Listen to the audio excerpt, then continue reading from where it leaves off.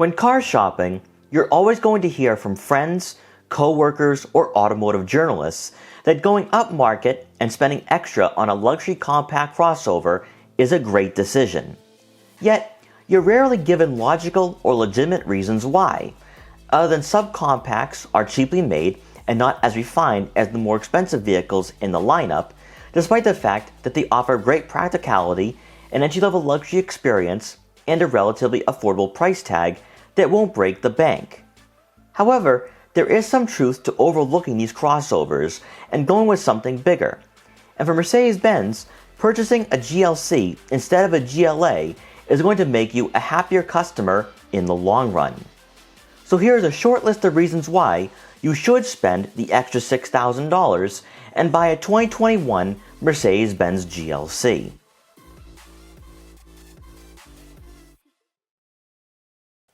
Starting off with the most obvious is the improved practicality, as the GLC is 9 inches longer and 2 inches wider than the GLA, which is going to have a profound effect on the interior room of the cabin. While you're not going to feel as claustrophobic in a subcompact crossover as you would in a sedan, for a family of 3 or 4, you'll quickly outgrow this vehicle and find yourself in need of upgrading rather quickly. With the GLC, all occupants will have plenty of leg and headroom, and for the second row, it is possible to fit a third person in the center, which is less likely in the GLA. For rear cargo space, the GLC will initially have 19.5 cubic feet of room behind the second row seats. But keep in mind, this is not class leading by any means. However, there is a bit of deception, as there's plenty of room in terms of width, and we do believe you could fit multiple bags of luggage if you're going on a road trip with the family. The GLA, on the other hand, will have 15.4 cubic feet of cargo space, which is also nowhere close to being the most practical in its segment, and actually falls short of what most hatchbacks offer. Where the GLA becomes a viable option is if you don't have a family and live in the city, as it's perfectly sized and provides enough space for quick trips to the grocery store. Crossovers have never really been known to offer the most exhilarating driving experiences, especially for non-performance models.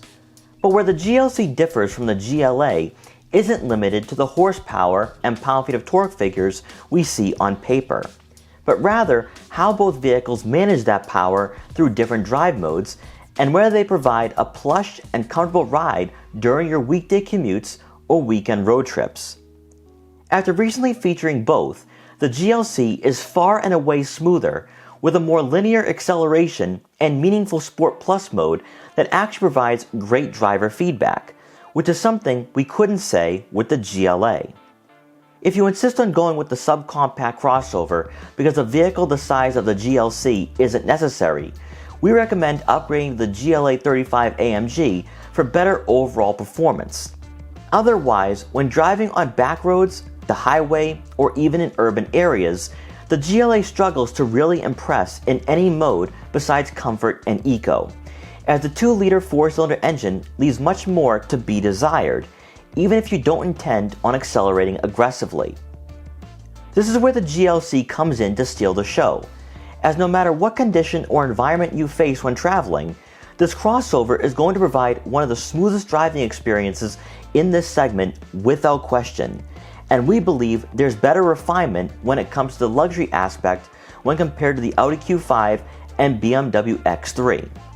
The turbocharged 4-cylinder under the hood pairs very well with a 9-speed automatic transmission, and when shifting through gears, it's seamless and pleasant, reflecting the overall sophisticated stature of this crossover. While Sport Plus mode affects throttle response and steering input, it's not so aggressive where drivers looking for something more relaxed and serene won't be disturbed when desiring to get up to speed in a quicker manner.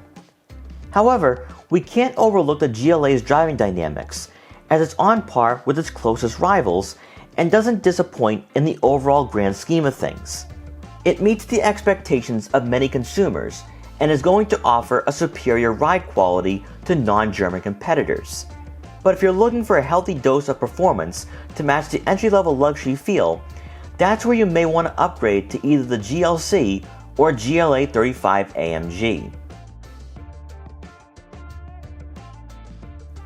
If you were to test drive both the GLC and GLA back to back, before even driving off the lot, you're going to notice the significant difference in terms of interior quality.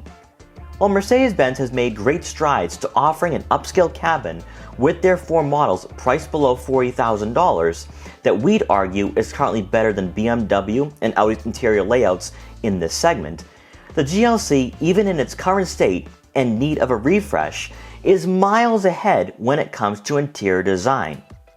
You feel as though you're sitting in a cockpit, with the dashboard and center console wrapping around you to provide a safe and secure feeling, while also having higher quality materials to give you a true sense of luxury and craftsmanship.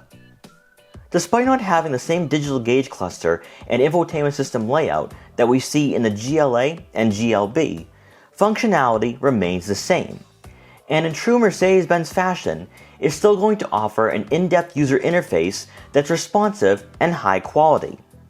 The digital gauge cluster is certainly on par with Audi's virtual cockpit, and even better, it's fully customizable. Yet for buyers who are emphatic about purchasing a GLA, Mercedes-Benz hasn't forgotten about you, and in fact is one of the few brands that will go above and beyond its rivals when it comes to optional features and packages. This includes contoured leather seats that are heated and ventilated, 3-position memory seats for both the driver and passenger, augmented reality for the navigation system, adjustable second row seats, ambient lighting, and a panoramic moonroof. Do keep in mind that as you start adding those features, you're now entering the same price range as the GLC, which even in base form is a more polished crossover.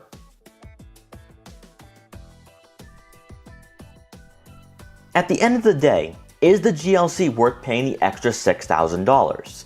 Absolutely. It's not just the perception of going upscale with a compact crossover rather than subcompact, which shouldn't be a primary motivational factor when car shopping, but it's the extra practicality, better performance, and interior comfort that makes owning the GLC worth it, especially if you have a growing family. The refinement and overall quality is going to ease any buyer's remorse after passing on the GLA, and we believe is the better long-term buying decision if you are cross-shopping both vehicles. Whichever you choose, Mercedes-Benz will still impress in both segments when it comes to optional packages, features, and technology, and should be at the top of your list of considerations when looking for a subcompact or compact crossover. We hope you enjoyed this quick buyer's guide for the 2021 Mercedes-Benz GLC. Please like, comment, share, and subscribe for more videos like this one.